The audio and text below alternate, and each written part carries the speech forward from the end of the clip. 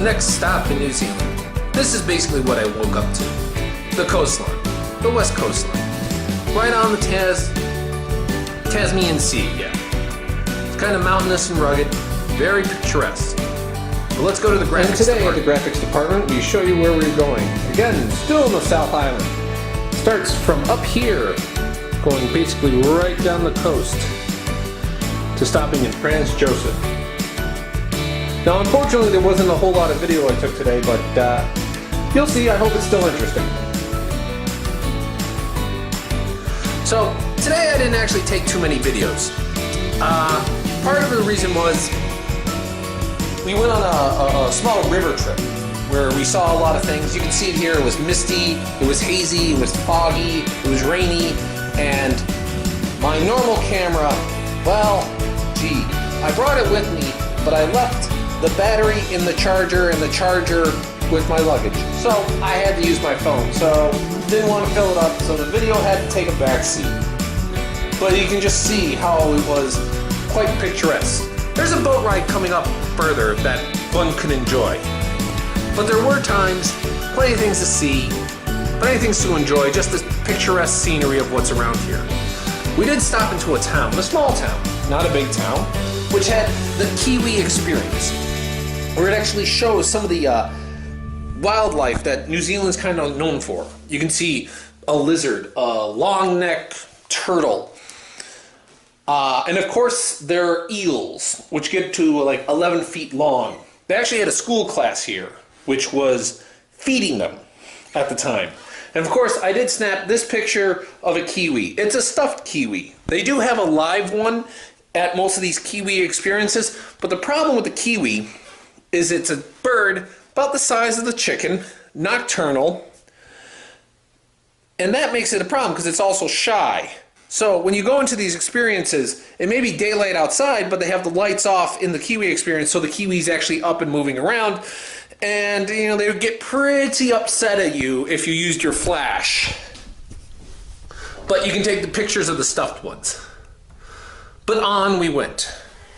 Eventually we hit a treetop experience. The treetop experience itself was quite interesting. They walk you up on this platform. You can walk all around this whole area, seeing kind of the wildlife, and not really much the wildlife, just the plant life and how unusual it is. I'm not a big person who knows much about trees, ferns, bushes, or whatnot, but you can see here, and I even got a decent amount of video just kind of like looking around.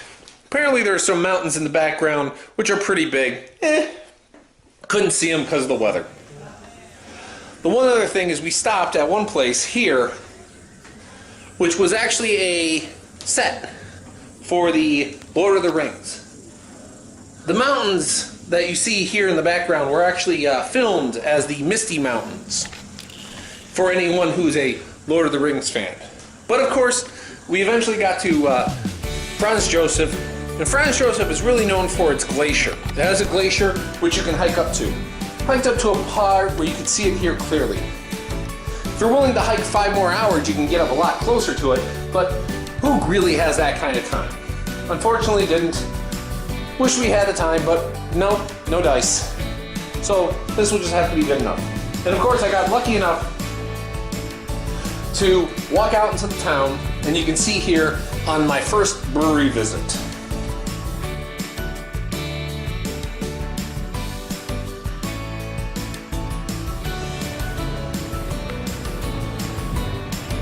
So I am in Franz Joseph. Franz Joseph, for people who don't know, is in New Zealand, South Island. And there's a glacier here that people come to see. Now I'm busy praying for good weather tomorrow. But since, we'll see if that happens, for the helicopter ride, here, they happen to have a brewery. So since they've got a brewery, might as well go see it. What could go wrong?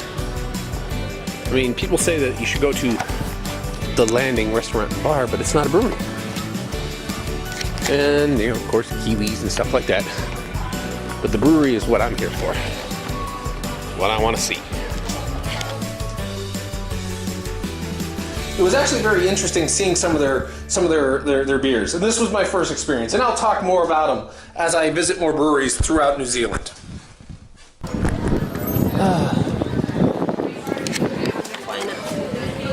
SnakeBite Brewing, what could go wrong?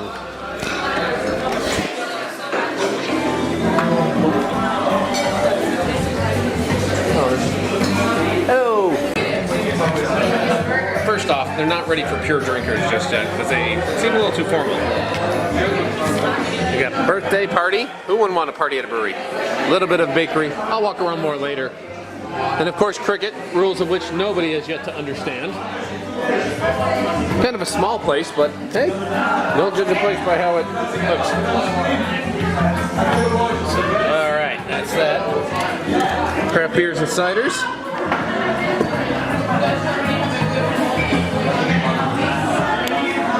Right. Now let's get orders and see how this goes. Okay, our first Pilsner. Not gonna lie, I've already had some New Zealand beer here. So far, it's been not disappointing. Good Pilsner, clean, real kind of strong hop aroma. As for a Pilsner, and do you like hops? This is good stuff here. You can see, clear, working its way. You know, because so far I've just kind of had their standard stuff, like a golden ale, maybe a dark, which have all been good. This is the first time I've actually been at a craft place personally and kind of gotten the Pilsner, and you start to realize how things are. But so far, so good.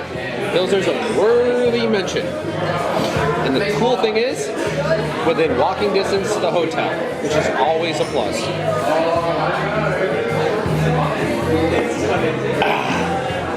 Someone's got to do it. So for the lesbian.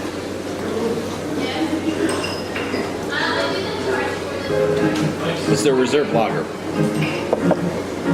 Couldn't tell me what makes it reserved, but I'd say it's a lot more malty.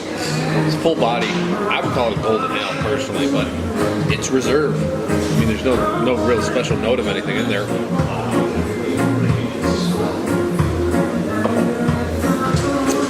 Maybe it's because it's their highest alcohol, 6.5. But it's actually really good. I mean, they should like can this stuff and, you know, sell it out. I think that would be worthwhile. I get a hint of a,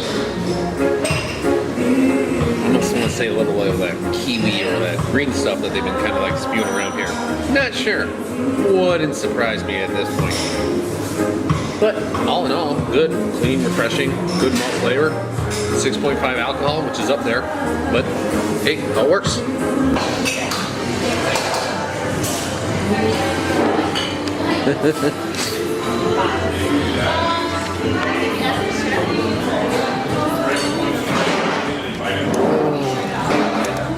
See the fun.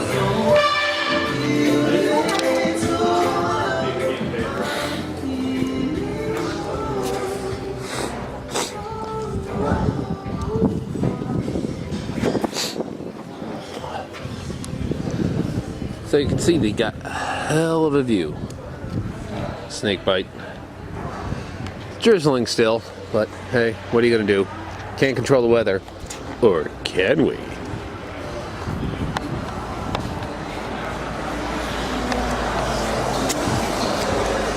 Basically, the place is pretty good.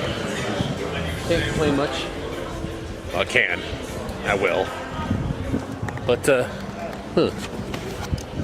hella services. Basically comes down to, they got the glacier here, so they got a lot of air safaris and whatnot in order to go see it.